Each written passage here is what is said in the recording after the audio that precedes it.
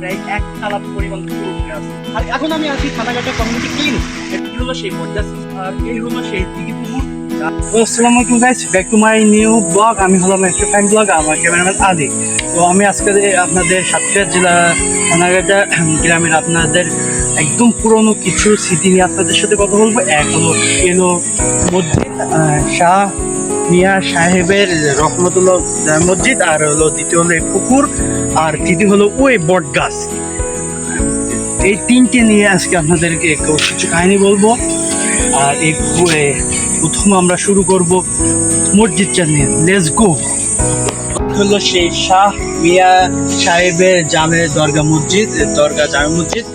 আর এটা হলো এক রাত্রিরে মানে মাটি থেকে উঠছে, যেটা মানে এক রাত্রিরে উঠে গেছে, মাটির তলা থেকে উঠে মসজিদ হয়েছে, এক রাত্রি উঠছে। হলো সেই মসজিদ। আর আপনাদের মসজিদটা ঘুরে দেখাচ্ছি।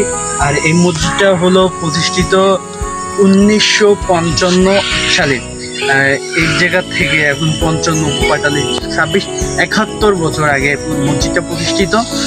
তো এই মসজিদটার কাহিনী অনেক পুরনো। আর আমি এই মসজিদে ছোটবেলায় প্রচুর নামাজ কালাম করছি। সেই মসজিদ 1955 সালে প্রতিষ্ঠিত। আর এই থেকে আছে মসজিদের কবরস্থান। আর আমাদের পুকুর আছে। আর এই সাইডে বলছিলাম এই হলো আমাদের মসজিদটা। মসজিদটা নিয়ে কাহিনী চলছে। আর যেটা আমাদের এই গ্রামের ভিতরে অনেক যেটা প্রতিষ্ঠিত 1955 সালে সেটা এই থানাঘাটা নলছড়া কদমতলা এরিয়ার ভিতরে সব থেকে পুরনো একটা মসজিদ। আর তার মাথায় দেখতে পাচ্ছেন গম্বুজ আছে, চারটা গম্বুজ আছে ওই সাইডে, এই সাইডে দুইটা, ওই সাইডে চারটা গম্বুজ আছে। পুরো স্মৃতিটা আমাদের। আর আমরা এই পর্যন্ত মসজিদে ছিলাম। আর আমরা এখন দিঘি। আর এই হলো সেই দিঘি পুকুর, যার কথায় আমি বলতেছিলাম। সেই প্রায় 2 বিঘার মতো, 2 বিঘা চেয়ে একটু বেশি হবে, প্রায় 3 বিঘার কাছাকাছি পুকুরটা। আর এই হলো সেই সব থেকে বিশাল থানাঘাটা এরিয়া বা নলপুরা থানাঘাটা এরিয়ার ভিতরে সব থেকে বড় একটা পুকুর, যার নাম হলো দিঘি পুকুর। আর এই পুকুরের মাটি কিন্তু কাদা নাই, খুবই কাদার পরিমাণ খুবই কম। আর মাটি সব আপনার ধোয়ার মতন, ঢালাইয়ের মতন।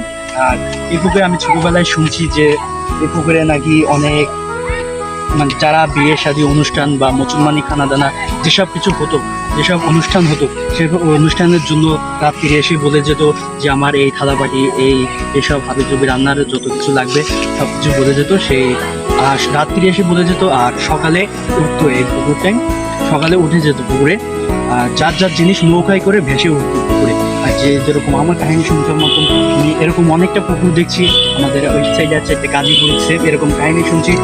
আর যত্নপুরি আমি এইটা বিশেষ করি না। যত্নপুরি বলে কি আমি জানি না, কিন্তু এই পুকুরটাই আমি ছোটবেলায় বেশি করছি। কারণ আমার বাসা ছিল ভিতরে, দাদি বাড়ি থাকতাম যখন, সে সময় এইখান থেকে 4-5 বছর।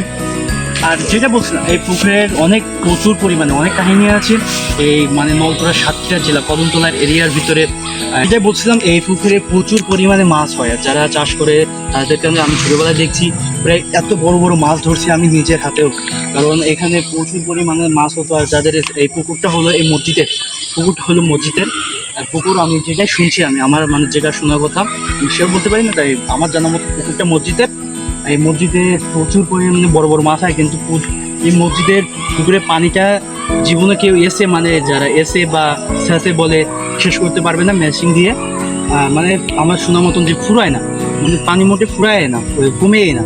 আর এই পুকুরে পানি কখনো ফুল ডুবেও নাই। তো আপনারা যারা ঘুরতে চান, ইচ্ছুক চান, মসজিদ দেখতে চান বা পুকুর দেখতে চান, আরও বরজাস আছে, তাও আমি আরও কাহিনী বলতেছি।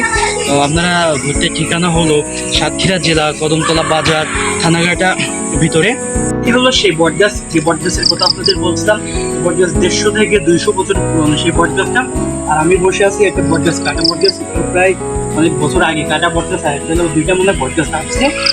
আর আমি এলাম বটগাছ নিয়ে একদম নিচে শিখরে গুহায়। দেখেন ভাই, বিশাল বড়, প্রায় 1 থেকে 2 কাঠা জমির উপরে পুরো এই বটগাছটা। আর এই বটগাছটা মসজিদে, বটগাছটা পাশে আছে আপনাদের হসপিটাল। এই হলো সেই বটগাছ। আর আমার কত নতুন এই বটগাছে আছে বড় বড় সাপ। এই বটগাছে আছে বড় বড় সাপ আছে, আগে আগে ছিল এখন নাই, সাপ ইসলাম সাপ যে বড় বড় সাপ ছিল, আর এখন মনে হয় সেই সাপগুলো নাই।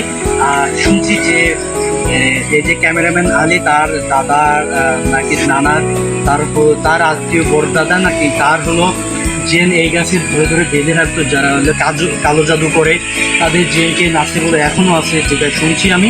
এই গাছটা এখনো সেই জেনকে নাচে।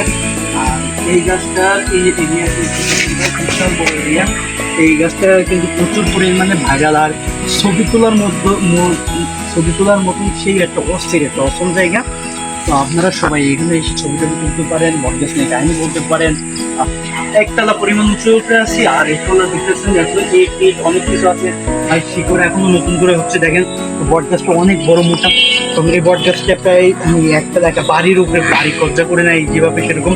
আর ওই সাইডে আছে দেখেন উঁচু উঁচু সব কবর বড় বড়, দেখেন এখন কাল কবর, এটা বুঝতে না সেও না মনে হয় আমার জানা মতে কবরটা কার আনতে বলে লাভ নেই। প্রচুর ভাই একটা অথেন্টিক জায়গা বলতে, আর একটা অসাম একটা জায়গা। এই জায়গাটা আমাদের সাতক্ষীরা জেলা গ্রামের ভিতর যে এরকম আছে, এইভাবে মনে হয় কেউ আজ পর্যন্ত তুলে ধরে নেই। তো আমি তুলে ধরলাম, আর আপনারা আমার পেজটা সবাই ফলো করবেন, স্টিফেন ব্লগ আর আমি ক্যামেরাম্যান আলী। তো আপনাদের যেটা বলতেছিলাম, আমাদের যত ছোট ছোট কাহিনী যত যা আছে সব আপনাদের মাঝে তুলে ধরবো। আর এখন আমি আছি থানাঘাটা কমিউনিটি ক্লিনিক।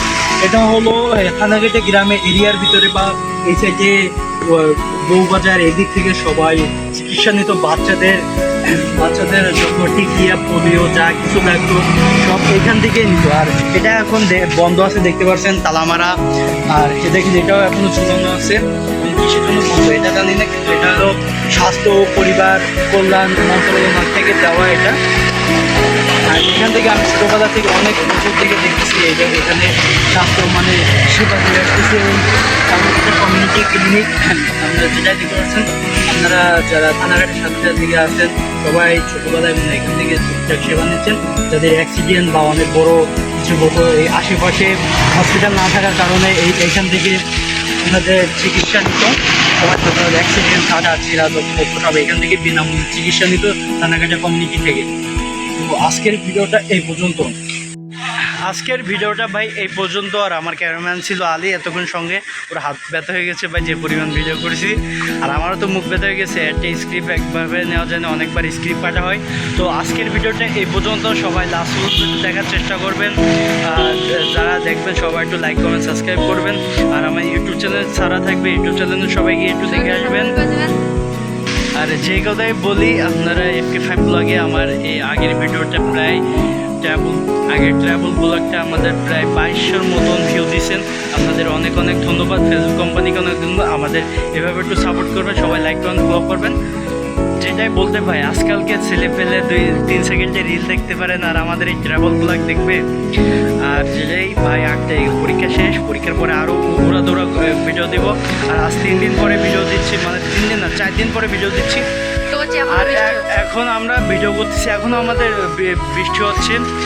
আর প্রচুর আপনাদের জায়গায় বোঝাতে হবে না, এখনও বাইরের ওয়েদার ফুল খারাপ ভাই, যে আপনাদের যে একটু ভিডিও দিব, এই ভিডিওটা দেওয়ারও সুযোগ পাচ্ছি না।